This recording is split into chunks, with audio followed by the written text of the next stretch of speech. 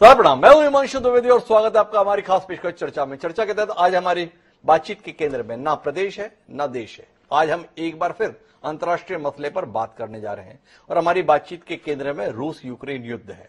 रूस यूक्रेन युद्ध 24 फरवरी 2022 को शुरू हुआ। अधिकांश रक्षा विशेषज्ञों की राय थी कि हफ्ते से 10 दिन की कहानी और कुछ ज्यादा इसमें होना जाना नहीं है, लेकिन आज 230 दिन होने को आए हैं और युद्ध बदस्तूर जारी है, बल्कि समय गुजरने के साथ और भयानक हो रहा है। पिछले कुछ समय में तनाव इस कदर बढ़ रहा है जिसके चलते इस युद्ध के दायरे के विस्तार होने की संभावना से इंकार नहीं किया जा सकता है।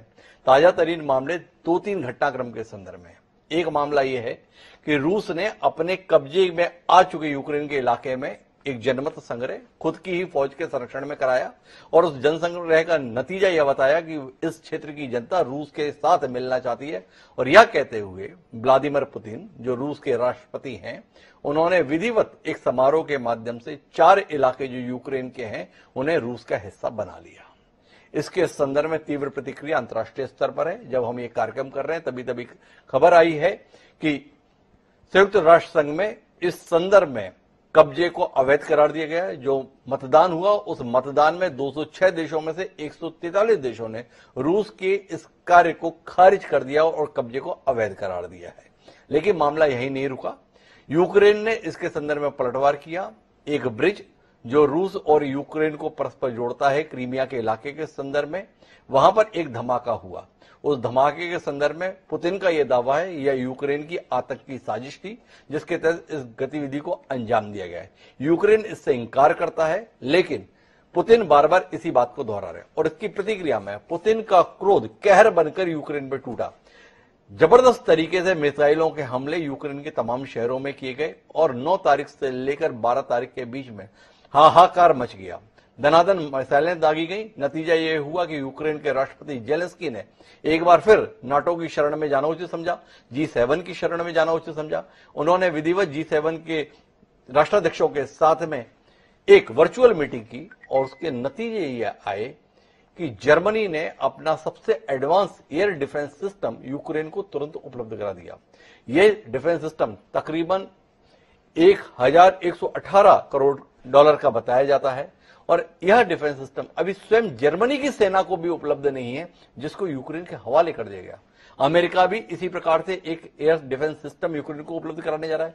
कहने का आशय ये कि तमाम पश्चिमी देश, जिनमें अमेरिका समेत तमाम यूरोपियन राष्ट्र शामिल हैं, अपने सारे उन्नत किस्म के हथियार इस लड़ाई में रूस के खिलाफ इस्तेमाल होने के लिए यूक्रेन को उपलब्ध करा रहे हैं। और इसी के चलते ये चिंता बलवती होती जा रही है कि ये 2 देशों के बीच का संघर्ष कहीं विश्व युद्ध में तब्दील तो नहीं हो रहा है। पुतिन साफ तौर पर कह चुके हैं कि नाटो जिस प्रकार से अब आगे बढ़ रहा है तो यह विश्व युद्ध के संदर्भ में खतरा पैदा कर रहा है। परमाणु हथियारों के उपयोग के संदर्भ में भी बात की जा रही है। तो कुल मिलाकर मामला बेहद तनावपूर्ण हो रहा है। तो आज हम इसी पर बात करेंगे क्योंकि अंतर्राष्ट्रीय स्तर पर घटनाक्रम काफी तेज है, तो हमारी जिम्मेदारी बनती है कि इसके तमाम पहलुओं को अपने दर्शकों के साथ साझा करें। इस कोशिश में 4 विषय विशेषज्ञ हमारे साथ हिस्सा बनने के लिए मौजूद हैं। उनसे आपका परिचय कराएं और अंतर्राष्ट्रीय राजनीति से जुड़े इस महत्वपूर्ण घटनाक्रम पर कुछ तथ्यपरक बात करें। उससे पहले लेकिन समय है आज के विचार सूत्र का। हमारा आज का विचार सूत्र श्रीमद् भगवद गीता के 2य अध्याय से लिया गया है। उसका श्लोक नंबर 63 जो एक कहता है, क्रोधाद भवति सम्मोह सोमोह स्मृति विभ्रम स्मृति भ्रम शाद बुद्धि नाशो बुद्धि नाश प्रणश्यति। अर्थात क्रोध से मनुष्य की मति अर्थात बुद्धि मारी जाती है, यानी मूढ़ हो जाती है, कुंद हो जाती है। इससे स्मृति भ्रमित हो जाती है। स्मृति भ्रम हो जाने से मनुष्य की बुद्धि नष्ट ही हो जाती है और बुद्धि का नाश हो जाने पर मनुष्य खुद अपना ही नाश कर बैठता है। तो क्या इस पूरे घटनाक्रम में जो चल रहा है, चाहे बात पुतिन की हो, चाहे जेलेंस्की की हो या पश्चिमी देशों की, ये सब क्या अपनी बुद्धि को वाकई कुंठित कर चुके हैं? स्मृति भ्रम के शिकार हो चुके हैं?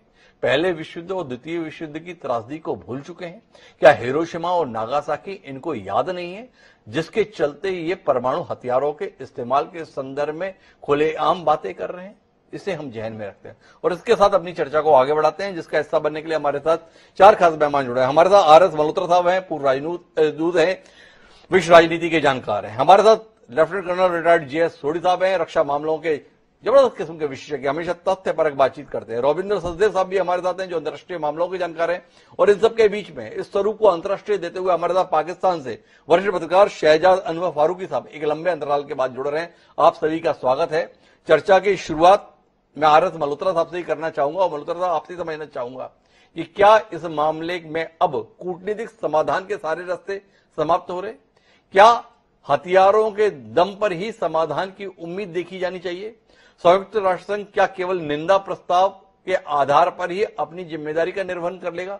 कुल मिलाकर इस मसले को अब आप क्या देख पा रहे हैं? क्या आप मानते हैं कि हम एक खतरनाक रास्ते की ओर बढ़ते हुए इन देशों को देख रहे हैं? जी, ये जो पीछे हालात बने जब जो ब्रिज क्रीमिया को लिंक करता है रशिया के साथ, और साथ में प्रेसिडेंट पुतिन ने 4 इलाकों को जो उन्होंने पार्शियली ऑक्यूपाई किए हैं उनको अपने साथ अनेक्स कर लिया, तो उससे ये 2 कारणों से मुझे लगता है स्थिति वहां पे काफी गंभीर हो गई है। आपका कहना है कि यूएन जनरल असेंबली में रिजोल्यूशन पास हुआ, अब उसके बाद क्या? तो मुझे लगता है कि यूएन जनरल असेंबली के रिजोल्यूशन एक पब्लिसिटी या एक किस्म का मोराल रखे के लिए तो ठीक है कि जी वेस्टर्न कंट्रियों की रशिया के ऊपर जीत हो गई, लेकिन इसके ऊपर इम्प्लीमेंटेशन कोई खास होता नहीं है। और जो अब तक दौर नजर आया है उसमें ऐसे लगता है कि दोनों ही साइड्स जो हैं वो एक दूसरे के साथ बिल्कुल हथियारों के बलबूते पे ही लड़ने को तैयार हैं, कोई बातचीत करने को अब तैयार नहीं है। शुरू के 3-4 महीनों के मैं लगा था, टर्की की मध्यस्थता हुई थी, कुछ और लोगों ने भी ट्राई किया था, तो अब तो कोई ऐसा ओपन इनविटेशन अभी दोनों साइड को है नहीं, और दोनों ही जिस तरह का रुख अपनाए हुए हैं मुझे लगता है विश्व भर की शांति के लिए ये एक बहुत बड़ा खतरा बन गया है। मैं एक बात समझना चाहूंगा मल्होत्रा साहब, फिर जाके मैं सोढ़ी साहब के पास आना चाहूंगा कि क्या आपको लगता है कि ये जो पश्चिमी देश हैं जिसका नेतृत्व अमेरिका करता है, इनकी मंशा ही नहीं है कि युद्ध खत्म हो? दरअसल ये युद्ध बनाए रखना चाहते हैं, इस युद्ध के माध्यम से रूस को थकाना चाहते हैं, यूक्रेन की कीमत पर अपने आप को रूस के ऊपर हावी रखना चाहते हैं, और इसका नतीजा है कि समाधान नहीं पहुंच रहा है। जी, ये आपकी बात बिल्कुल सही है। ये कहने को रशिया यूक्रेन की लड़ाई है, लेकिन ये लड़ाई बेसिकली 2 कैंपों के बीच में है, और इसमें वेस्टर्न कंट्री जिनका नेता ऑफ कोर्स यूएसए है, वो अपने स्ट्रेटेजिक इंटरेस्ट के लिए वो इस लड़ाई को बढ़ाना चाहते हैं, रशिया को और से और कमजोर करना चाहते हैं। और जो यूक्रेन है वो क्योंकि ब्लैक सी के साथ भी लगता हुआ है, तो वहां पे वो अपनी प्रेजेंस अमेरिका उनकी स्ट्रेटेजिक जो पॉलिसी है उसमें भी लिखा हुआ है वहां बनाए रखना चाहता है। तो मुझे तो ऐसा लगता है कि ये लड़ाई यूक्रेन भले ही लड़ रहा है रशिया के साथ, लेकिन ये लड़ाई बेसिकली वेस्टर्न कंट्रीज के स्ट्रेटेजिक इंटरेस्ट के लिए हो रही है। और मुझे लगता है जब तक रशिया थक न जाए या यूक्रेन कोई और बात ना करने शुरू कर दे, ये लड़ाई मुझे लगता नहीं कि इजीली खत्म होने वाली। तो कुल मिलाकर इस्तेमाल हो रहा है यूक्रेन, पश्चिमी देश रूस को काबू में करने के लिए यूक्रेन को मोहरा बनाकर इस युद्ध को खत्म ही नहीं होने देना चाह रहे हैं। इस आकलन पर मल्होत्रा साहब काफी हद तक पहुंचे हुए हैं। लेकिन जय सोढ़ी साहब से मैं समझना ये चाहता हूं कि सैन्य दृष्टि से मामला पहुंचा कहां हुआ है? क्या वाकई रूस थक रहा है, या कुल मिलाकर यूक्रेन दिनों दिन बर्बादी की दिशा में और आगे बढ़ता जा रहा है? नए नए हथियार मिलते जाएंगे, पर वक्त के साथ में वह अपने संसाधन खोता जाएगा, अपने नागरिकों को हताहत करता जाएगा, और अपनी जमीन को भी धीरे धीरे खोता जाएगा। क्या देख रहे हैं सोढ़ी साहब? जय हिंद डॉक्टर हिमांशु जी, ये मेरा सौभाग्य है कि मैं आपके न्यूज चैनल में हूं और विख्यात को पैनलिस्ट के साथ हूं जी। 20 फरवरी 2014 को जब रूस ने क्रीमिया में हमला बोला, तो 3 हफ्ते के बाद 14 मार्च 2014 को रूस ने ऐलान किया कि हम ये युद्ध खत्म करें, क्योंकि क्रीमिया के लोग चाहते हैं कि वो रूस में आए, हम इसका रेफरेंडम करेंगे। 16 मार्च को उन्होंने रेफरेंडम किया, 18 मार्च 2014 को क्रीमिया को रूस में शामिल कर लिया।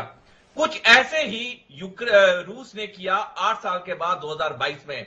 फर्क ये था कि जहां क्रीमिया में 3 हफ्ते के बाद रेफरेंडम कराया, यहां पे 7 महीने के बाद कराया। अब जो गलती यूक्रेन ने की थी 8 साल पहले कि क्रीमिया जब चला गया तो उसने एक जवाबी हमला नहीं किया रूस पे, उसका खामियाजा यूक्रेन को 8 साल बाद भुगतना पड़ा कि उसके 4 बड़े राज्य रूस ले गया। अब यूक्रेन ये गलती दोबारा नहीं करेगा। यूक्रेन ने कह दिया, स्पष्ट कर दिया कि हम ये 4 इलाके वापस लेके रहेंगे, ये जंग जितनी लंबी चले। अगर हम रूस के हिसाब से देखें तो एक बड़े पैमाने पे तो ये जंग रूस हार चुकी है, क्योंकि रूस ने कभी सोचा नहीं था कि ये जंग 8 महीने तक चलेगी। उन्होंने सोचा था 7 से 10 दिन के अंदर हमारी जीत हो जाएगी। ये बहुत बड़ा मिलिट्री और स्ट्रेटेजिक फेलियर है व्लादिमीर पुतिन का कि वो यूक्रेन में का युद्ध इतना लंबा चला। अब रूस चाहता है कि युद्ध खत्म हो, क्योंकि कुछ ही दिनों में ईस्टर्न यूरोप में सर्दियां आने वाली हैं।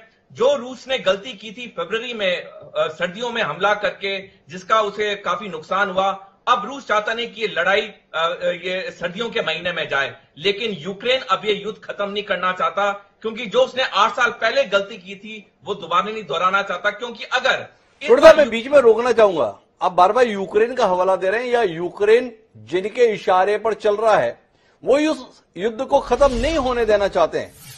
थोड़ा अंतर है दोनों बातों में। बिल्कुल डॉक्टर हिमांशु जी, इसमें तो कोई शक नहीं कि ओवरऑल ये अमेरिका की बहुत बड़ी चाल थी जो सफल हुई, और जो अमेरिका का दशकों पुराना सपना था कि वो दुनिया में एक यूनिपोलर वर्ल्ड करे, एक मात्र सुपर पावर बन के रहे, उसको जितना ये युद्ध लंबा चलता है उतना उसको वो अपना सपना साकार होते हुए दिखता है। लेकिन हम अगर यूक्रेन की बात भी करें, जो यूक्रेन ने 8 साल पहले एक राज्य खोया, अब 4 खो दिए। अब अगर यूक्रेन चुप बैठा तो ये पक्का है कि कुछ साल बाद रूस फिर से यूक्रेन पे हमला करेगा, पूरी यूक्रेन को पे कब्जा कर लेगा। तो ये जो जंग है, ये जंग आने वाले दिनों में और कठोर होती रहेगी। जैसे आपने सही कहा ओपनिंग रिमार्क्स में कि पिछले कई दिनों से काफी मिसाइल हमले हुए हैं, क्योंकि रूस ने अपना थिएटर कमांडर बदला है तीसरी बारी। तो अगर हम देखें, ये युद्ध अब निश्चित एक न्यूक्लियर युद्ध की तरफ बढ़ता हुआ जा रहा है, क्योंकि राष्ट्रपति पुतिन चाहेंगे कि किसी हाल में ये युद्ध जीत जाए, ताकि अंतर्राष्ट्रीय स्तर पे उनके सुपर पावर की छवि बनी रहे। यूक्रेन युद्ध खत्म होने देगा नहीं, क्योंकि इसके 5 राज्य, एक पहले और 4 इस बार जा चुके हैं। अमेरिका तो इस पूरे जो लड़ाई है उसमें तो वो आग में घी डाल ही रहा है। तो अगर हम देखें, ये जो युद्ध है ये लंबा चलेगा और इसका अंत सिर्फ एक न्यूक्लियर युद्ध ही करेगा। मैं थोड़ा एक विस्तार और लूंगा, फिर फारूकी साहब के पास आऊंगा। क्या आप नहीं देख रहे हैं कि अब ये 2 देशों के बीच का मसला न रह के एक विश्व युद्ध की शक्ल ले रहा है? अभी अभी खबर आई है कि बेलारूस अपनी जमीन पर यूक्रेन के खिलाफ लड़ाई के लिए सैन्य बेस बनाने की अनुमति रूस को दे रहा है। दूसरी तरफ नाटो के देश लगभग अब खुले तौर पर मैदान में आ गए हैं। हर किस्म का संसाधन यूक्रेन को पहुंचाया जा रहा है, तुरंत पहुंचाया जा रहा है। तीसरा महत्वपूर्ण घटनाक्रम कि जेलेंस्की के द्वारा विधिवत नाटो की संस्था के लिए आवेदन भी दे दिया गया है। क्या हम माने कि वाकई अब विश्व युद्ध की दिशा में हमारे कदम बढ़ गए? बिल्कुल हिमांशु जी, ये तो निश्चित है कि अगर न्यूक्लियर अटैक हुआ तो हिरोशिमा नागासाकी की तरह बाकी दुनिया चुप नहीं बैठेगी। इस बार अगर रूस ने यूक्रेन पे न्यूक्लियर अटैक किया तो इसका रिजल्ट पक्का होगा कि तीसरा विश्व युद्ध शुरू होगा, क्योंकि अब ये लड़ाई इस स्टेज पे आ चुकी है। कोई भी जो स्टेक होल्डर है वो वापस नहीं होना चाहता, क्योंकि अगर वापस होगा उनके अंतर्राष्ट्रीय छवि पूरी खराब हो जाएगी। यूक्रेन का तो बहुत बड़ा हिस्सा ऑलरेडी जा चुका है, वो तो कभी ये युद्ध खत्म करना चाहेगा नहीं। तो आने वाले दिनों में ये युद्ध और गंभीर होगा और गहरा होगा, और ये निश्चित है कि अगर रूस ने एक छोटा भी टैक्टिकल न्यूक्लियर वेपन यूज किया, तीसरा विश्व युद्ध जरूर शुरू होगा। तो कुल मिलाकर आने वाले समय की भयानकता के संदर्भ में जे सोडी साहब साथ में खड़े हैं हमारे, और फारूकी साहब हमारे साथ पाकिस्तान से जुड़ रहे हैं। वह इस मसले को काफी नजदीकी से देखते आ रहे हैं, अपने आलेखों के माध्यम से इस पर रोशनी दे रहे हैं। उनका नजरिया क्या है इस पूरे घटनाक्रम को लेकर जानने में हमारी बड़ी दिलचस्पी है। फारूकी साहब थोड़ा अपना नजरिया हमारे साथ साझा करें। जी बिस्मिल्लाहिर्रहमानिर्रहीम, और सलाम, आदाब और प्रणाम तमाम दोस्तों को। और डॉक्टर साहब, मुझे हमेशा आपके प्रोग्राम के साथ जुड़ के बहुत खुशी होती है, क्योंकि यहाँ पे संजीदा नौइयत की गुफ्तगू होती है और मैं बड़ा खुश होता हूँ आपके प्रोग्राम में आके। अच्छा, मैं तमाम दोस्तों को ये बता दूं कि ये मैं मतलब इसको मैं अपने लिए इत्तेफाक समझता हूँ। हो सकता है रशिया ने इसको प्लान किया हो। मैं 23 फरवरी को मैं रशिया में था, मॉस्को में था जी। तो रात को जब मैं पहुंचा हूँ, शाम को कोई 4-5 बजे, तो शाम के तो करेंसी एक्सचेंज की हमने सबसे पहले। तो $1 के 75 रूबल मिल रहे थे जी। तो मैं गया, मैंने जाके होटल की पेमेंट की और जाके सो गया। तो सुबह उठा तो सब टीवी चैनल्स पे चल रहा था कि हमला हो गया। और मैंने करेंसी रेट देखा तो करेंसी रेट था $1 के 125 रूबल। तो मैं अपने आप को पूछने लग गया कि यार ये मैंने एक रात सब्र क्यों नहीं किया, सुबह मुझे अच्छे खासे पैसे मिल जाते। खैर जो कपाट, मसला ये है जी कि इस मामले में रशिया ने बड़ा सोचा समझा ये काम किया है। और उस विजिट में मुझे उन्हीं दिनों में, अगले 2-3 दिनों में, कुछ अखबारी जो इतलात से वाबस्ता जो खबर रिसा एजेंसी और अखबारात हैं उनके मुदीरान से और उनके जो फैसला करने वाले लोग हैं उनसे मिलने का इत्तेफाक हुआ। फिर हमारा रशियन फॉरेन सर्विस के कुछ लोगों से भी मिलाप हुआ उन दिनों में। तो उनके पास एक रोड मैप है जो मुझे लगता है, कुछ चीजें उसमें ऑफ द रिकॉर्ड थी, कुछ चीजें रिकॉर्ड पे थी। तो उनके पास, उनको बिल्कुल क्लियर है कि वो क्या कर रहे हैं और किस तरह से कर रहे हैं। मैं वो एक बड़ा मशहूर शेर है कि तकदीर के काजी का ये फतवा है अजल से, है जुर्म ज़ईफी की सजा मर्गे मुफाजात। आप अगर कमजोर हैं डॉक्टर साहब तो आपकी कोई नहीं सुनता। ये 143 146 ममालिक ये मिलकर भी कुछ नहीं कर पाते। ये जो सफारती किस्म की कामयाबियां हैं, बेसिकली कोई मसला ये कोई मैंने नहीं रखती, चूंकि जमीन पर कब्जा रशिया कर चुका है और वो आगे बढ़ता चला जाएगा। ये जो खोई हुई ताकत हासिल करने का जुनून हुआ करता है, वो आपने देखा होगा कि जितनी भी माजी में भी अगर हम तारीख का मुताला करें तो हमें मालूम पड़ेगा कि ये एक ऐसी ख्वाहिश होती है जो हर पुरानी बड़ी ताकत के दिल में करवटें लेती रहती है कि वो किसी तरह से अपनी वो खोई हुई अजमत हासिल कर पाए। और रशिया भी यकीनन उसी रास्ते पे चल रहा है। और मुझे नहीं लगता कि ये जो इस किस्म की सफारती कामयाबी है ये रशिया का रास्ता रोक पाएगी। बाय द वे मैं आपको बता दूं कि जब मैं वापस आया हूं तो उसके 5 दिन बाद अभी भी कभी कभी कुछ लोगों से वहां राब्ता होता है। करेंसी उनकी दोबारा स्टेबल हो चुकी है जी। और मुझे याद है कि उन दिनों में हमें मॉस्को में गो के हम चाहते थे कि हम वहां चले जाएं और जाके जरा फ्रंट लाइन पे कवरेज करें, लेकिन हमें वो इजाजत उस वक्त नहीं दी गई।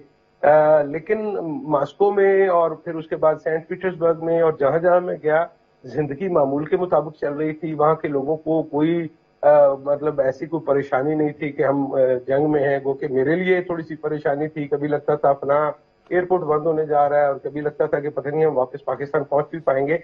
लेकिन अभी भी मैंने बात की है तो लोग वहां पे मुतमिन है। दूसरे चौथे दिन कोई ना कोई दोस्त वहां से कॉल करता है। रशिया के अंदर रहने वाले लोगों को कोई परेशानी नहीं है डॉक्टर साहब जी। वो लोग एक मामूल की जिंदगी बसर कर रहे हैं। परेशानी तो दूसरी जानिब के लोगों को है और वो यकीनन एक बड़ी मुश्किल में है। मैं ये समझता हूं कि जिस तरह से शुरू में जब ये सोवियत यूनियन का इन्हिदाम हुआ और उसके बाद जो मगरबी ताकतें थी उन्होंने एटमी असलहे के ऊपर पाबंदी लगाई और मुख्तलिफ रियासतों को अपने एटमी हथियार जो है उनसे दस्तबरदार होने की पेशकश की और उसके एवज उनको पैसे वैसे दिए और उनको दी। तो देखिए, जब तक आप अपनी हिफाजत के काबिल नहीं है, आपकी बड़ी इकोनॉमी भी आपकी कोई मदद नहीं करती, क्योंकि शायद इत्तेफाक न करे और ये समझते हैं कि शायद इकोनॉमी जो है वही सबसे बड़ी बात है। इसमें कोई शक नहीं है, लेकिन इसके साथ साथ आपके जोरे बाजू पे भी डिपेंड करता है कि आप अपनी इकोनॉमी को किस तरह से डिफेंड कर पाते हैं। अगर आप उसको डिफेंड नहीं कर पाते तो मुझे लगता ये है कि रशिया जो है वो मेंटली तैयार है। वो उसको सब जो नक्शा उनके पास है उनको पता है कि वो क्या कर रहे हैं। उनको पता है कि सारा कि वो क्या कर रहे हैं। मैं एक बात जानना चाहूंगा फारूकी साहब आपसे इस मसले पर, क्या आप देख पा रहे हैं कि जेलेंस्की एक स्वतंत्र राष्ट्राध्यक्ष के रूप में व्यवहार नहीं कर रहे हैं, बल्कि एक पपेट के तौर पर व्यवहार कर रहे हैं, एक कठपुतली की तरह व्यवहार कर रहे हैं। अपने आप को दिखाते बहादुर हैं और उतना ही बहादुर दिखा पाते हैं जितना उन्हें पश्चिमी देश दिखाने के लिए स्क्रिप्ट लिख कर देते हैं। क्या कहते हैं आप? क्या वो अपने देश के स्वाभिमान के लिए लड़ रहे हैं या वो कुल मिला के पश्चिमी देशों के रहमो करम पर अपने आप को लड़ता हुआ दिखा रहे हैं? मैंने कहा कि मुझे हमेशा आपके प्रोग्राम में शिरकत करके खुशी इसलिए भी होती है कि आपके सवाल से मुझे अंदाजा होता है कि बहुत ज्यादा जगहों पे मैं और आप एक ही जैसा सोच रहे होते हैं। आप बिल्कुल दुरुस्त फरमाते हैं। मेरे नजदीक यूक्रेन के पास अपना कुछ ऐसा लड़ने को है नहीं। वो एक पहलवान है जिसके अंदर हवा भरी जा रही है। वो एक दर्शनी पहलवान है और वो उसके बस में कुछ नहीं है। वो कभी आपको कहते हैं कि हम आपको जदीद तरीन फलाना डिफेंस सिस्टम दे रहे हैं, हम आपको ये दे रहे हैं, वो दे रहे हैं। हकीकत ये है कि आपके पास जब ये देखिए, ये जंग आपने शुरू में हार दी है जी। अगर ये सारा कुछ उनके पास पहले से होता, या मैं मानता हूं कि अगर उनके पास एटमी हथियार होते, तो मुझे लगता ये है कि रशिया शायद कभी उन पे हमला करने की उस तरह से जरूरत न करता। अब तो जाहिर है कि ये रवायती हथियारों से जंग हो रही है और उसका नतीजा आप सबको बखूबी मालूम है। जी, मेरी आवाज आ रही है? जी फारूक साहब, बिल्कुल आ रही है। तो मेरे नजदीक ये है कि ये जो यूक्रेन वाला मामला है, इसको आप यूक्रेन सिर्फ आपको और दुनिया को दिखाने के लिए जो मर्जी कहे, और मगरबी ताकतें भी बाई दी वे को ज्यादा मुझे सीरियस नहीं लगती, वो बयानबाजी करती हैं, पैसे दे सकती हैं। मुझे ये बताइए कि अगर नेटो उनकी हिफाजत नहीं कर सकता, जवाबी हमला नहीं कर सकता, मैं तो इसको थोड़ा सा देखता हूं कि जब लोग हमें कहते थे कई साल पहले कि जी वो 6वां या 7वां बैरी बेड़ा आ रहा है, और यहाँ के लोगों ने उसके ऊपर सारी अपनी होप स्पिन कर रखी थी। तो ये दूसरों के जोरे बाजू पे एतमाद करना कभी भी कोई, मेरा ख्याल है कि कोई अच्छा फैसला नहीं हुआ करता। आपको अपने अंदर इतनी ताकत, इतनी सलाहियत पैदा करनी चाहिए कि आप अपना दिफा कर सके, और अगर आप अपना दिफा नहीं कर सकते तो फिर वही होता है जो यूक्रेन के साथ, जो यूक्रेन का दौरा। शहजाद साहब बहुत स्पष्ट है, यूक्रेन एक तयशुदा जंग हारी हुई में मैदान में खड़ा हुआ है, दूसरों के इशारे पर खड़ा हुआ है, दूसरों के दम पर खड़ा हुआ है, खुद की बाजुओं में जोर नहीं है, और नतीजा ये है कि समय भले ही ज्यादा लग रहा है, पर धीरे धीरे धीरे यूक्रेन एक देश के तौर पर अपनी जमीन खोता जा रहा है। पर हमारी चिंताएं यूक्रेन के संदर्भ में, अब दुनिया के संदर्भ में, और उन चिंताओं के लेकर रुख जानने के लिए मैं रविंद्र सचदेव जी आपके पास आना चाहता हूं। एक बड़ी रोचक स्थिति है। रोचक स्थिति यह है कि ये जो परमाणु हथियार हैं, ये द्वितीय विश्व युद्ध की समाप्ति का कारण बना था।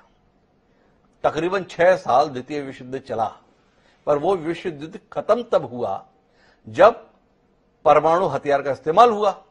हिरोशिमा और नागासाकी में जापान में जैसे ही बम गिराया अमेरिका ने, नतीजा विश्व युद्ध की समाप्ति के रूप में सामने आया। पर दुनिया कितनी बदल गई। आज कहा जा रहा है कि विश्व युद्ध छिड़ जाएगा अगर परमाणु हथियार का उपयोग हो गया। थोड़ा इस पर अपना दृष्टिकोण दीजिए ना रविंद्र सचदेव, कहां से चले थे हम और कहां खड़े हो गए। आज कहा जा रहा है कि हथियार परमाणु अगर इस्तेमाल हुआ तो विश्व युद्ध हो जाएगा, जबकि अतीत यह था कि इस्तेमाल हुआ तो विश्व युद्ध खत्म हुआ था। क्या कहते हैं आप? वो तो इसलिए था ना कि उस समय केवल एक ही देश था जिसके पास एटम बॉम्ब था। जापान के पास बॉम्ब नहीं था रिवर्ट बैक करने का। जी। अब यूक्रेन का मामला जहां तक है, इनफैक्ट आगे जाके पीछे आते हैं, एनीवे आप अगर बिग पिक्चर देख रहे हैं जी, मेरे को ये दिखता है, आई डोंट नो इस वॉर का क्या अंत होगा, कब अंत होगा, कैसा अंत होगा, कुछ नहीं पता। फिलहाल के लिए चलता रहेगा, रुकता रहेगा, रशिया ग्राइंडर की तरह चलता रहेगा। ये 30-40 साल तक वॉर चलती रहेगी धीरे धीरे, कुछ पता नहीं कैसे रहेगा। परंतु अगर ये युद्ध बढ़ गया, स्पार्क चिंगारी निकली और मानिए थर्ड युद्ध हो गया, मानो बिना न्यूक्लियर के भी हो गया शुरुआत में, तो फिर आप गारंटीड ऑलमोस्ट मान लीजिए कि एक 5वां विश्व युद्ध भी होगा। एंड कम की कैसे, क्योंकि हम एक लॉन्ग टर्म अगर बात करें जी, ये जो युद्ध होगा, जो भी महायुद्ध होगा यूरोप में, इसमें मोस्ट प्रोबेबली रशिया हारेगा।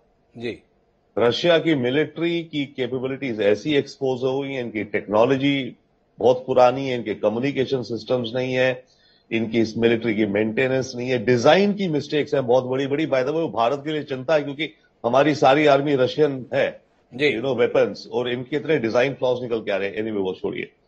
तो इस महायुद्ध में रशिया हारेगा मोस्ट प्रोबेबली, कन्वेंशनल से हो या न्यूक्लियर भी आ जाए तब तो फिर कुछ पता नहीं, अमेरिका रशिया खत्म ही कर लेंगे आपस में, बट जो भी इसमें ये हारेगा। अभी इधर आपका इस side China Indo Pacific theatre में जो चल रहा है, वहां भी एक महायुद्ध होना है अगले 5, 10, 15, 20 साल में, कुछ नहीं कह सकते कब होना है वहां पर जी। वो होगा चौथा महायुद्ध। और फिर 5वां, मैं इसको इसलिए कह रहा हूं, आप देखिए वर्ल्ड वॉर 1 में जब जर्मनी हार गया था, ह्यूमिलिएट हो गया था, बेइज्जत हो गई थी, ट्रीटी ऑफ वर्साइल जो हुई, तो जर्मनी ने अगले 15-20 साल लगा दिए अपने को, जो भी करके वहां की पॉलिटिक्स बदली, अपनी इंडस्ट्रीज बढ़ाई, जो भी कर करा के जर्मनी ने वर्ल्ड वॉर 2 लॉन्च करी थी। तो 3 हारने के बाद वहां चौथी हो जाएगी आपकी कुछ समय में, फिर 5वीं के लिए तैयार रहिए, क्योंकि तब तक फिर 15-20 साल में रशिया दोबारा तैयार होकर बड़ा वापस करेगा अमेरिका के वेस्ट के साथ। तो ये प्रॉब्ली अनफॉर्चुनेट दिख रहा है, अनफॉर्चुनेट और dark scenario. I am not saying ये होगा, बट स्पेकुलेशन में आप देखिए, I mean we can discuss it out. Sir साहब, मैं बीच में रोकना चाहूंगा, अब हमें इतना डरा क्यों रहे हैं? हम तो तीसरे विश्व युद्ध की आहट को लेकर ही बात कर रहे हैं। आज तो चौथा भी करा दिए, पांचवा भी करा दिए, किस दिन करा दिए? आज करवा चौथ है, दुनिया भर की तमाम महिलाओं ने अपने पति की दीर्घायु के लिए जो है व्रत रखा हुआ है, और आप तो सबका निपटारा करा दे रहे हैं। वाकई आप कुछ हालात को ज्यादा भयावह तो नहीं मान रहे हैं? नहीं, मैं मान रहा हूं कि शायद मैंने बोला ना कि शायद डार्क सिनेरियो है, एक्सट्रीम सिनेरियो है, ये एक्सट्रीम है। बट यस, अगर जो आप कह रहे हैं थर्ड वर्ल्ड वॉर की बात कर रहे हैं ना भी आप, तो अगर हमारे सारे पैनलिस्ट मोरलेस कह रहे हैं कि हाँ हो सकता है थर्ड वर्ल्ड वॉर के चांस बन गए हैं, शायद यही सब कह रहे हैं जी, तो मेरा ये कहना है अगर थर्ड हुई तो फिफ्थ होगी होगी जी, थर्ड हुई तो फिफ्थ होगी। लेकिन मैं आपसे ये जानना चाहता हूं कि क्या आप दुनिया को बढ़ता हुआ देख रहे हैं रविंद्र सचदेव साहब? हम रूस, यूक्रेन, पश्चिमी देशों के संदर्भ में तो बात कर ही रहे थे, हथियारों की बात कर रहे थे, थोड़ा व्यापार को लेकर बात करें। ये ओपेक प्लस को लेकर जिस प्रकार का विवाद सऊदी अरब और अमेरिका के बीच में निर्मित हुआ है, तेल के उत्पादन को लेकर 20 लाख बैरल प्रतिदिन घटाने के संदर्भ में फैसला लिया है ओपेक प्लस देशों ने, जो 23 देशों का संगठन है। अमेरिका इसको लेकर बेहद नाराज है, बाइडेन इसको लेकर बहुत बट रही है, और अमेरिका इस पूरी लड़ाई में अपने कुछ पुराने दोस्तों को खो भी रहा है। क्या कहेंगे इसके संदर्भ में? हाँ बिल्कुल, दुनिया बिल्कुल बंट रही है। आप शुरू कर लीजिए रशिया से जी। अभी आप रशिया की बात कर रहे थे, रशिया को दुनिया से पूरा बांटा ही नहीं, काटा जा रहा है सर जी। रशिया की टोटल इकोनॉमी सैंक्शंस में, रशिया की जो गैस अभी पाइपलाइंस थी, जर्मनी ने अपने टैंक्स बनाने शुरू कर दिए, एलएनजी टर्मिनल्स। 1.5 साल में ये विंटर निकल जाएंगी, 1.5 साल में रशिया की गैस नहीं बिकेगी यूरोप में। रशिया को सारी कल्चरल ऑर्गेनाइजेशन से बाहर कर दिया गया जा रहा है। रशिया को तो हुक्का पानी बंद करके बाहर घर के निकाल के बैठाया जा रहा है इस समय, और ये होता रहेगा बाय द वे जी। तो एक तो बढ़ गया रशिया, बटा ही नहीं, रशिया तो अलग हो गया जी। ओके, बट यस रशिया फिर भी खेलेगा, उसके बड़े पार्टनर सपोर्टर्स होंगे। सेकेंडली एक वो बढ़ गया, दूसरा तो बढ़ रहा है अमेरिका और चाइना के बीच में जी। और वो अमेरिका चाइना के बीच में इसलिए बढ़ रहा है कि ये बात है नंबर 1 एम्पायर कौन होगा। अमेरिका कहता है मैं नंबर 1 अपना नहीं छोड़ूंगा और चाइना को मैं रोकूंगा। तो ये जो वॉर है, ये जो बट रहा है, ये जो बंटवारा हो रहा है, ये हो रहा है टेक्नोलॉजी स्टैंडर्ड्स का जी। आज के 15-20 साल बाद कौन सी टेक्नोलॉजीज चलेंगी और वो किन स्टैंडर्ड्स पे चलेंगी, ये इस समय लड़ाई चल रही है बंटवारे की। हुआवे को जो बैन करा जा रहा है, artificial AI, drones, space technology, जो सारी टेक्नोलॉजीज आती हैं किसी स्टैंडर्ड पे चलती हैं, एंड्रॉइड पे चलेंगी या एप्पल पे चलेंगी, आप जो भी कह लीजिए, राइट। तो ये चाइना को काटा जा रहा है टेक्नोलॉजी सिस्टम्स के एंगल से, ताकि वो नंबर 1 का चैलेंज अमेरिका को ना कर सके। अब इधर आप बात कर रहे हैं ये ओपेक एंड ऑल, इसमें तो हर एक का अपना इंटरेस्ट है और जो अपने इंटरेस्ट के हिसाब से वो दुनिया बांट रहे हैं। हम भी तो, भारत भी तो एक तरह से दुनिया को एक अलग रास्ता दिखाने की कोशिश करें। We can come to India. Oil में क्या हो रहा है, ऑयल में सऊदी अरेबिया का कोर इंटरेस्ट है, उसको चाहिए अपनी डोमेस्टिक बजट के लिए ऑयल एट अराउंड $76 और $80 पर बैरल। उसके अगले 2030 तक उसका जो इंफ्रास्ट्रक्चर नियोम सिटी बना रहा है $500 बिलियन की, राइट जी, कमाल की सिटी।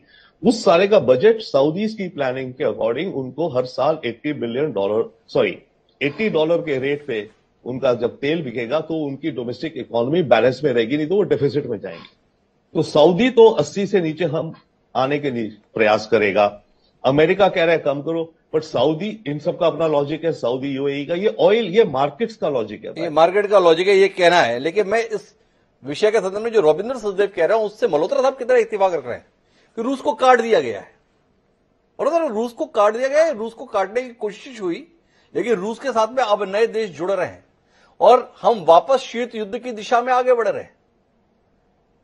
क्या आप नहीं देख रहे कि ईरान रूस के साथ दिख रहा है, सीरिया रूस के साथ दिख रहा है, बेलारूस साथ दिख रहा है। 35 देश यूएन में ऐसे थे जिन्होंने रूस के खिलाफ मतदान नहीं किया। उनका गायब होना, उनका मतदान का हिस्सा न लेना भी क्या रूस का समर्थन नहीं है? एक देश दूसरे देश को सामने सामने खा रहा है, फिर भी लोग उसके खिलाफ में नहीं हो रहे हैं, जिसमें भारत भी शामिल है। क्या कहते हैं आप? वाकई दुनिया वापस द्विध्रुवीय नहीं हो रही है? कोशिश इस युद्ध में तो ऐसा नजर आया है कि दोबारा से रशिया को जो है, खास करके अफ्रीका में भी, जैसे आप देखेंगे साउथ अफ्रीका ने भी शायद अब्सटेन किया है, जी। तो पहले भी जब हुआ था, शुरू में रेजोल्यूशन पास हुआ था, तो उसमें भी देखा गया था कि बहुत से अफ्रीकन कंट्रियों ने या तो अब्सटेन किया था और 2-4 ने तो शायद फेवर में भी वोट डाला था। जी। पर यह कहना कि रशिया आइसोलेट हो रहा है, मैं इससे इत्तेफाक नहीं रखता, क्योंकि मुझे लगता है कि अब ये बात जरूर है कि वेस्टर्न कंट्रीज के पास सपोर्ट मेजोरिटी में है, लेकिन ऐसा भी नहीं है कि रशिया जो है बिल्कुल खाली है। चाइना, इंडिया जैसे इतने पॉपुलस कंट्री हैं, अगर आप पॉपुलेशन के हिसाब से देखेंगे तो ये बात सही नहीं है कि रशिया आइसोलेट हो रहा है। हालांकि ये बात सही है कि जैसे जैसे वक्त गुजरा है, चाइना ने भी और शायद अब इंडिया ने भी थोड़ा सा नुआंस्ड स्टैंड लेना शुरू कर दिया है, और मैं कहना चाहूंगा कि शायद रशिया के प्रति थोड़ा सा अटैक शार्पन किया है। हालांकि मुझे लगता है बेसिक स्ट्रक्चर या आर्किटेक्चर वही है कि हम अपने स्ट्रेटेजिक इंटरेस्ट को देखते हुए रशिया के या तो अब्सटेन करते हैं उस केस में, एक आध केस में शायद हमने उसके खिलाफ भी वोट किया है, लेकिन नॉर्मली जितने भी इंपॉर्टेंट इशू हैं हमने अब्सटेन किया है, क्योंकि हम जो है एक ऐसा स्टैंड रखना चाहते हैं जो हमारे नेशनल इंटरेस्ट में हो। और मैं समझता हूं कि इस सारे जो युद्ध जो हो रहा है और जो दुनिया आपस में इस तरह से बढ़ रही है, अब तेल को ले लो, अब तो सऊदी अरेबिया को भी अमेरिका धमका रहा है, तो पहले भी ऐसा हुआ था। तो मुझे लगता है कि ये जो नीति अपनाई जा रही है वेस्टर्न कंट्रियों की कि थोड़ा प्रेशर डालें, it may also start boom ranking. जी, बूम रैंकिंग के संदर्भ कह रहे हैं। मतलब आपने तो दुनिया का तमाम तजुर्बा लिया हुआ है, इस पूरे मसले के अंदर व्लादिमीर पुतिन को लेकर अपनी थोड़ी राय साझा करेंगे आप? क्या उन्होंने अपने आप को एक विश्व नेता के तौर पर जाहिर किया है? क्या इस संक्रमण के दौर में वह अपने देश में अपनी पकड़ बनाने में कामयाब नहीं रहे? दुनिया के स्तर पर बताया जा रहा है कि देखिए सफलता ऐसी नहीं मिली, थोड़ी सा बोल रहे 10 दिन में जीतना था, फेल हो गया, लगभग हार गया। लेकिन रूस से ऐसी कोई खबर नहीं आती। रूस की जनता में पुतिन को लेकर कोई असंतोष उस तरीके का दिखाई नहीं देता। और चाहे अपनी मुद्रा बचाने की बात हो, चाहे अपने देश के संसाधनों की सही कीमत वसूलने की बात हो, चाहे अंतर्राष्ट्रीय स्तर पर समाधान जुटाने की बात हो, कहां खड़े हैं पुतिन आपके अनुसार? विश्व राजनीति का जो आपका तजुर्बा है, एक नेता के तौर पर पुतिन को क्या देखते हैं आप? नहीं, जहां तक प्रेसिडेंट पुतिन का सवाल है, आपने देखा होगा कि पहले वो 2 बार प्रेसिडेंट बने, फिर कॉन्स्टिट्यूशन को के प्रोविजन को देखते हुए फिर प्राइम मिनिस्टर बने, फिर प्रेसिडेंट बने, तो उनकी होड़ तो वहां पे बहुत ज्यादा है। और जैसे कहा जाता है कि भाई वहां पे कोई न्यूज इजीली बाहर आती नहीं है, तो ये बात हो सकती है कि कुछ लोग इस उनकी हर बात से इत्तेफाक ना रखते हों। और जिस तरह से युद्ध चल रहा है, कई लोगों का कहना है कि वहां पे इसके बारे में लोगों में कुछ विरोध भी है। वो समझते हैं कि युद्ध ये जो युद्ध है इसमें रशिया का नुकसान ज्यादा हो रहा है, फायदा कुछ खास हुआ नहीं है। पर जहां तक पुतिन का अपना सवाल है, उनकी इंटरनेशनल स्टेचर का सवाल है, वेस्टर्न कंट्रियों की तरफ से तो यस, उनके लिए हर कोई शब्द यूज किया गया है। पर मैं समझता हूं कि अगर आप उनको एक नेता के रूप में देखें तो इतने उनके खिलाफ प्रोपेगेंडा हुआ है, उनके खिलाफ सारे कंट्री इकट्ठे होकर अब युद्ध भी लड़ रहे हैं। हालांकि उनके अपने सोल्जर वहां पे यूक्रेन में नहीं पहुंचे हैं, पर short of that everything is being done. तो इस सब को देखते हुए पुतिन का अपना स्टैंड बनाए रखना, और उन्होंने जैसे 4 जो एरिया उन्होंने ऑक्यूपाई किए उनको एनेक्स भी कर लिया, तो मुझे लगता नहीं कि उनकी जो एक स्टैचर है एज ए लीडर उसमें कोई गिरावट आई है, बल्कि दुनिया ये समझने लगी है कि वो एक ऐसे नेता हैं जो अपने एक बार जब इरादा बना लेते हैं तो उसके ऊपर दृढ़ रहते हैं। तो मल्होत्रा साहब तो पुतिन साहब के संदर्भ में मान रहे हैं कि उन्होंने अपने आप को कुछ खोया नहीं है इस पूरे युद्ध के दौरान। पर फारूकी साहब तो कुछ समय रूस में बिता के आए हैं, थोड़ा उनसे जानते हैं वहां की जमीनी हालात के संदर्भ में। लोग बोलते हैं वहां से खबरें बाहर नहीं आ पाती, पर चूंकि फारूकी साहब वहां पे समय गुजार कर वो बाहर भी आ गए तो खबर भी बाहर आ जाएंगी। तो फारूकी साहब थोड़ा अपना अनुभव बताएं, क्या मानते हैं पुतिन के संदर्भ में रशिया के लोग, और इस युद्ध के संदर्भ में अपने नेता के साथ खड़े या अपना नेता की तानाशाही को देखकर मजबूर होकर, बेबस होकर मूक दर्शक बने हुए हैं, या अपने नेता के साहस के साथ पूरी दमदारी के साथ खड़े? डॉक्टर साहब, ये दुरुस्त है कि सारे लोग एक तरह से नहीं सोचते, लेकिन मेरा जो एक्सपीरियंस है रशिया का, उसके तहत मैं ये समझता हूँ कि ज्यादातर लोगों की दिली ख्वाहिश यही है कि वो जो एक बावकार कौम समझते थे अपने आप को, दुनिया के एक बड़े हिस्से पर उनका रूल था, और वो जो सोवियत यूनियन की सूरत में उनका असर और रसूख था, वो खो जाना, उसके बाद मुआशी बदहाली। तो वो बड़े बुरे फेज से गुजरे हैं। जी। वो अब ये समझते हैं कि वो किसी तरह से दोबारा अपना वो मकाम हासिल करने जा रहे हैं, और उनको लगता ये है कि पुतिन जो है वो उनको सही सिमत में लेके जा रहे हैं। ये ठीक कह रहे हैं कि सारे लोग एक तरह से नहीं सोचते, लेकिन वो कितने होंगे? वो तो मुश्किल तमाम 1-1.5% होंगे। ये बात ठीक है, वहां से खबर बड़ी मुश्किल से निकलती है। खबर उस तरह से जो आजाद दुनिया में जिस तरह से खबर का और जराए जिस तरह से अमल करते हैं वहां पे नहीं है। सोशल मीडिया भी उस तरह से नहीं है। जंग के पहले दिन का जो तजर्बा है उस दिन सोशल मीडिया में काफी मसाइल थे हमें वहां पे। लेकिन बात यह है कि लोग उनको एक तरह से मसीहा मानते हैं। उनको लगता ये है कि वो अच्छी जिंदगी बसर कर रहे हैं। पिछले कई सालों से जो अशियाए जरूरिया हैं उनकी कीमतें एक जगह पे फिक्स हैं, लोगों को अच्छी उजरत मिलती है।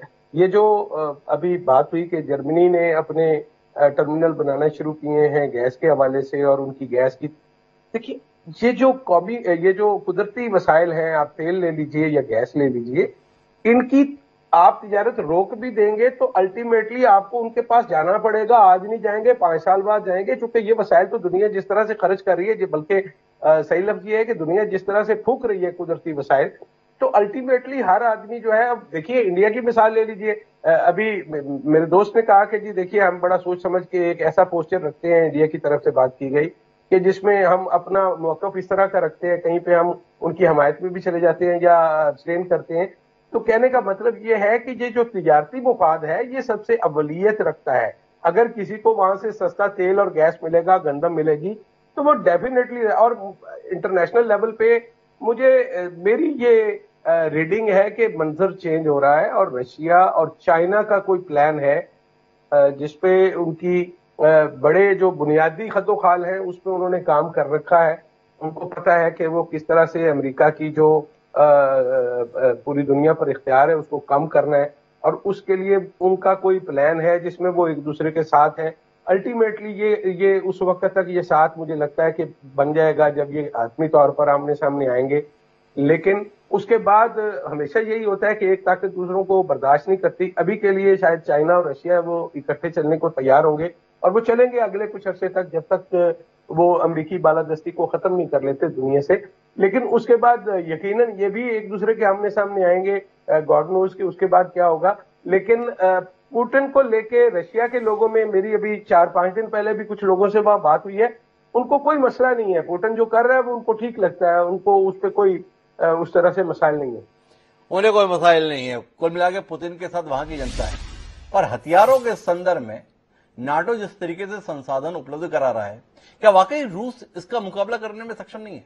रूस के हथियार वाकई इतने चुके हुए हैं?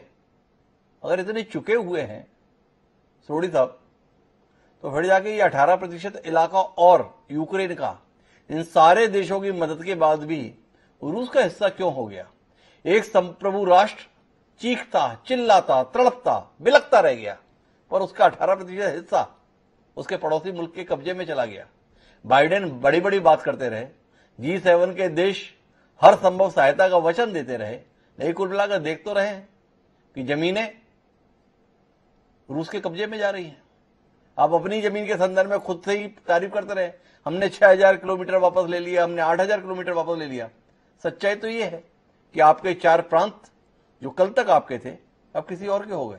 क्या कहते हैं डॉक्टर हिमांशु जी? आपने बिल्कुल सही कहा। ये जो 4 प्रांत रूस के हो गए, ये तो पहले दिन से ही होने थे, क्योंकि इन 4 प्रांतों में यूक्रेन की 30% आबादी रहती है जिसका झुकाव रूस की तरफ है। वो रूसी भाषा बोलते हैं। अगर पुतिन ने 24 फरवरी के हमले में अगर इन 4 राज्यों पे ही हमला किया होता तो ये जंग निश्चित 7 से 10 दिन में खत्म हो जानी थी। लेकिन पुतिन हो गए लालची। उन्हें लगा कि ये तो मेरे कब्जे में आ ही गया, अब मैं कीव की तरफ जाता हूं और कीव पे कब्जा करके पूरे यूक्रेन में करता हूं। तो ये इन 4 राज्यों पे कब्जा करना कोई बड़ी बात नहीं, वो तो पहले दिन से ही निश्चित था। इनफैक्ट 24 फरवरी को युद्ध से पहले 2 दिन पहले ही 22 फरवरी को रूस ने दुहान्स्क और लुहांस्क इलाकों को ऑलरेडी अपने राष्ट्र में लेने का ऐलान कर दिया था। तो लेकिन जैसे आपने सही कहा कि जो अमेरिका के एडवांस हथियार थे या यूरोप के थे, इन्होंने यूक्रेन के अंदर वो एक्स्ट्रा जोश डाला लड़ने के लिए। मैं आपको बताना चाहूंगा, जब 24 तारीख को हमला हुआ तो 3 दिन बाद 27 फरवरी सुबेरे पुतिन ने अपने जो परमाणु सबमरीन थी उनको बैरेंट सी से निकाल दिया अटलांटिक महासागर के लिए। उस वक्त जेलेंस्की ने कहा कि मैं अब पुतिन से बात करना चाहता हूं सीज फायर की बात, क्योंकि 3 दिन के कीव तक ऑलरेडी रशियन फोर्सेस पहुंच चुकी थी, वहां से परमाणु सबमरीन ये तैनात हो गई थी। लेकिन जैसे यूरोपियन यूनियन को ये खबर मिली, उन्होंने एक आपातकालीन बैठक बुलाई और महज 1 घंटे के अंदर इन्होंने 450 मिलियन यूरो यूक्रेन को ट्रांसफर कर दिए, जिससे कि पूरी युद्ध का रुख बदल गया। और रूस की एक और जो भारी गलती हुई, इन्होंने 2008 से अपने काफी मिलिट्री रिफॉर्म्स किए, जिसकी वजह से जो इनके सोल्जर्स की क्वालिटी थी उसमें गिरावट होती रही, जिनका खामियाजा रूस को भुगतना पड़ा। तो अगर हम ओवरऑल देखें, ये 4 इलाके तो इनके पहले से होने थे, लेकिन जो रूस की मंशा थी पूरे यूक्रेन पे कब्जा करने की, उसमें वो पूरी तरह से विफल रहे। रूस यूक्रेन पे पूरी तरह से कब्जा करने में विफल रहा। लेकिन मैं आपसे जो समझना चाहता हूं थोड़ी साहब, कि क्या वाकई रूस को आप हारा हुआ करार देंगे 4 इलाके कब्जा कर लेने के बाद भी? क्या पुतिन ने कभी भी ये कहा कि मैं यूक्रेन पे कब्जा करना चाहता हूं? उन्होंने तो इसको कभी हमले के तौर पर भी नहीं कहा। स्पेशल मिलिट्री ऑपरेशन का नाम दिया, एक इलाके विशेष के संदर्भ में अपना फोकस हमेशा बताया। वो इलाका आज रूस का हिस्सा हो गया, फिर भी आप कह दे रहे हैं कि रूस हार रहा है। रूस ने कहा कब था कि मैं यूक्रेन को रूस का हिस्सा बनाऊंगा, मैं यूक्रेन को देश के तौर पर खत्म कर दूंगा? डॉक्टर हिमांशु जी, अगर पुतिन की मंशा पूरे यूक्रेन पे नहीं होती तो कभी वो नाइपर रिवर को पार नहीं करते, कीव की तरफ नहीं जाते। अगर उनकी मंशा डोनबास के इलाके तक ही रहती तो उन्होंने डोनबास के इलाके भी कब्जा करके ये युद्ध को 7 से 10 दिन में खत्म करने था। लेकिन हकीकत ये थी कि वो लालची हो गए, उन्होंने कीव की तरफ अपनी फौजें भेजी। और अगर ये युद्ध सफल था तो रूस अपने थिएटर कमांडर बार बार नहीं बदलता। सबसे पहले जब वो युद्ध में गए, उनका कोई थिएटर कमांडर नहीं था। फिर वो कुछ हफ्ते के बाद जनरल अलेक्जेंडर वार्निकोव को लेके आए, महीने के बाद उसको बदला, फिर जनरल मिखाइल टेप्लिंस्की को लेके आए, फिर उसको बदला, और अब 8 सितंबर को वो जनरल सर्गेई सुरोविकिन को लेके आए। युद्ध में कमांडर तभी बदला जाता है या तो उसकी मौत हो जाए, या वो बुरी तरह से घायल हो जाए, या फिर जो युद्ध का प्लान है वो उस तरह ना चले जिस तरह प्लानिंग थी, जिस तरह का प्लान है। कुल मिला के इच्छा अनुसार नतीजे नहीं मिल रहे हैं, इसीलिए तो कमांडर बदल रहे हैं। JS सोढी साहब इस विचार के साथ में है। लेकिन मेरा नजरिया थोड़ा दूसरा है, और उसके संदर्भ में रविंद्र सचदेव जी आपके पास आना चाहता हूं। क्या आपको नहीं लगता है कि इस पूरे मसले में पुतिन तो अपनी योजना के तहत धीरे धीरे यूक्रेन को समाप्त करते जा रहे हैं, अपने कब्जे में लेते जा रहे हैं, और पश्चिमी देश यूक्रेन को बेवकूफ बनाते जा रहे हैं? जैसे कभी कोई आदमखोर बाघ को पकड़ना हो तो पिंजरे में कुछ गोश्त डाल दिया जाता है, यूक्रेन की हालत वैसी ही नहीं कर दी गई है। पहले बात हुई तो यूरोपियन यूनियन की नेता पहुंच गई थी, हम आपको यूरोपियन यूनियन की सदस्यता देंगे। नाटो के संदर्भ में बात आई, आज एप्लीकेशन ले लिए नाटो की, लेकिन ना तो यूरोपियन यूनियन की सदस्यता अभी तक मिली, ना नाटो की सदस्यता देने के लिए यूक्रेन के संदर्भ में अभी तक हामी भरी, एप्लीकेशन लेने तक की बात कर रहे हैं। अगर वाकई यूक्रेन के साथ ये लोग हैं, ये G7 के देश, ये नाटो के देश, तो यूक्रेन इससे ज्यादा परेशानी में कब आएगा? यूक्रेन के पूरे वजूद पर संकट है, उसका 18% इलाका पड़ोसी के द्वारा कब्जा कर लिया गया है, फिर भी उसे सदस्यता नहीं दे रहे हैं। तो कैसे एतबार करें कि नाटो वाकई यूक्रेन के साथ है? या कुल मिलाकर नाटो ने तय किया है एक देश के तौर पर यूक्रेन को खत्म करा दो, और उसे खत्म करने की कोशिशों के तहत रशिया को भी खत्म करा दो। कुल कहानी इतनी है। Thank you.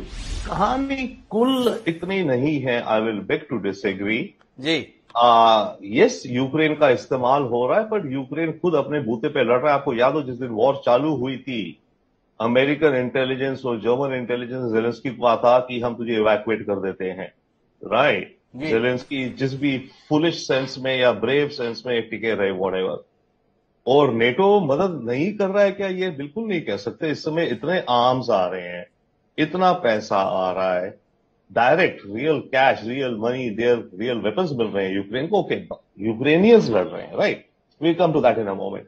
On the other thing, जो बात हो रही है कि इतने देशों ने पुतिन को सपोर्ट करा, इन देशों की अहमियत क्या है? इन देशों की स्ट्रेंथ क्या है?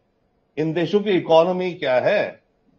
जो रशिया को काटा जा रहा है वो एडवांस्ड इकोनॉमी से काट दिया जा रहा है, G7 और अमेरिका से, राइट? और इधर ये सारे ऑस्ट्रेलिया, न्यूजीलैंड, जापान इत्यादि मिलाकर के, कोरिया, राइट?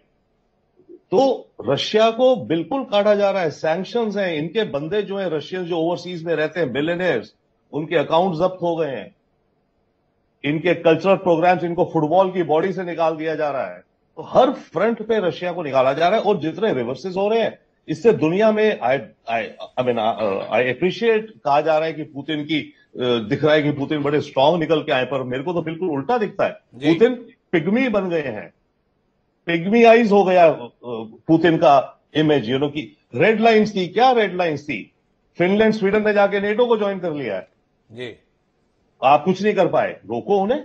जी, कीव में रोज दिन बोरिस जॉनसन आकर के खड़े हैं मेन स्क्वायर में, वहां मिसाइल मारो, भाई कर लड़ रहे हो तो। ये जो इलाका कब्जा कर लिया, ठीक है, और ये भी बाय द वे 4 इलाके इनके फुल्ली कब्जे में नहीं है जी। नाउ मैं what I am saying, I like Russia, I love Russia, और हमारे देश तो ऑब्वियसली हमारा इतना ट्रस्टिंग पार्टनर रहा है।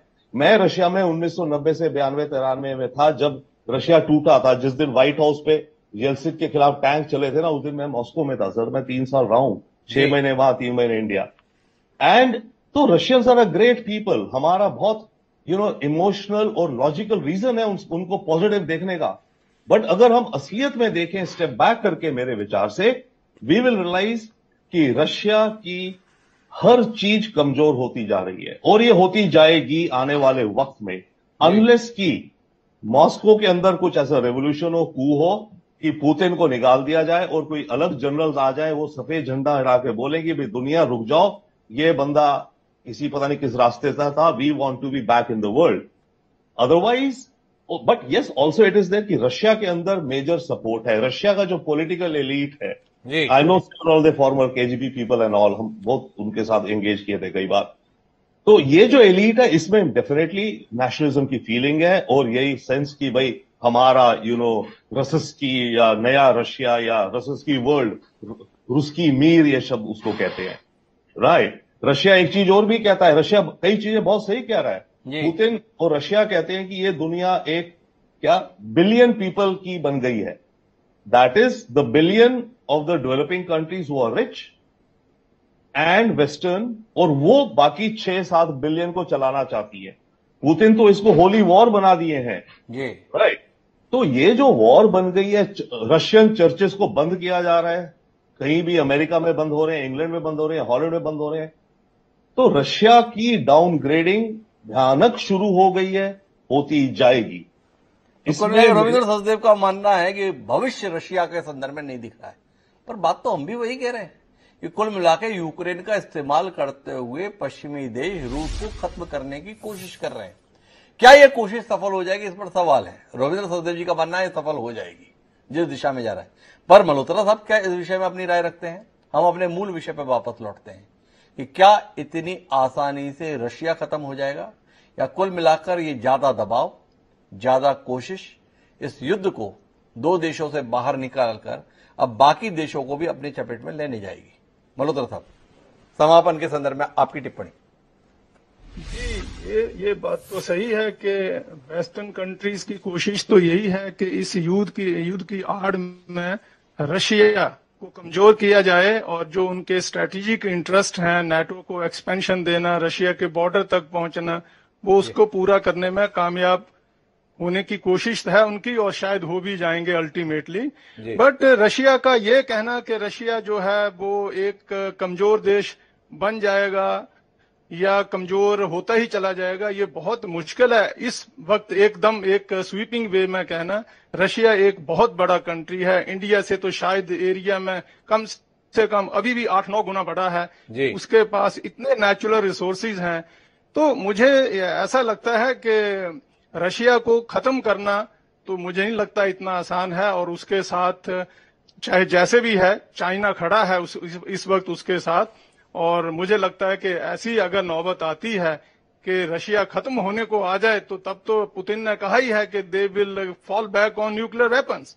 और न्यूक्लियर वेपन अगर वेस्टर्न कंट्रियों के पास हैं, तो रशिया के पास भी मुझे लगता है क्वांटिटी में इतने हैं कि ये दुनिया को कई बार ध्वस्त कर सकते हैं। तो इस तरह की बातें तो मुझे लगता है नहीं कहनी चाहिए। पर मैं ये समझता हूं कि यस, इस वक्त रशिया के जो वेस्टर्न कंट्रियों ने जो सैंक्शन लगाई हैं, तरह तरह की रोकें लगाई जा रही हैं, उससे जरूर रशियन इकोनॉमी को धक्का पहुंचा है।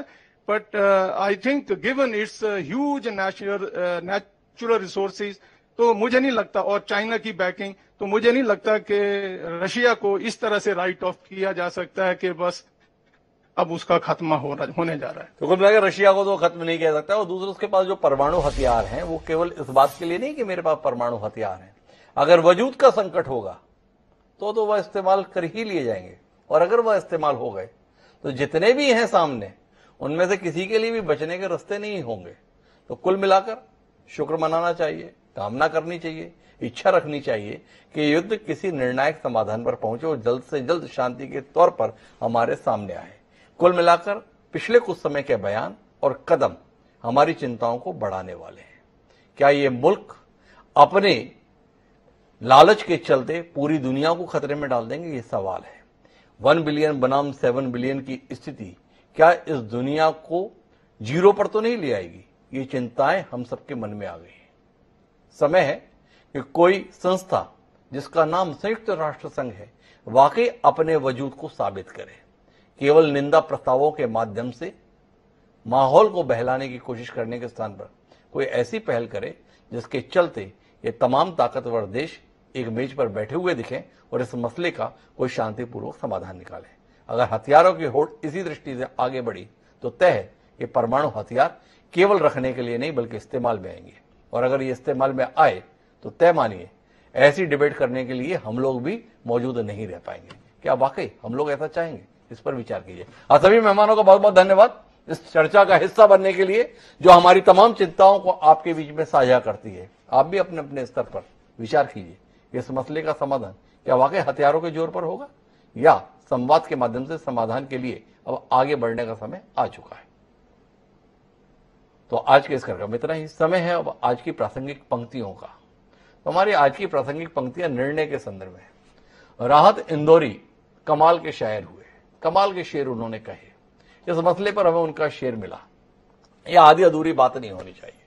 तो उन्होंने कहा कि फैसला जो कुछ भी हो हमें मंजूर होना चाहिए, कि फैसला जो कुछ भी हो हमें मंजूर होना चाहिए। जंग हो या इश्क हो भरपूर होना चाहिए। अब इंसानी जीवन का मसला है तो जंग की बात क्यों करें, इश्क की बात करें। इश्क है, भरपूर होना चाहिए। भाई को भाई से मोहब्बत होनी चाहिए, इंसान को इंसान से मोहब्बत होनी चाहिए। करवा चौथ तो पर्व ही मोहब्बत का है, तो इस दिन हम और क्या कामना करें।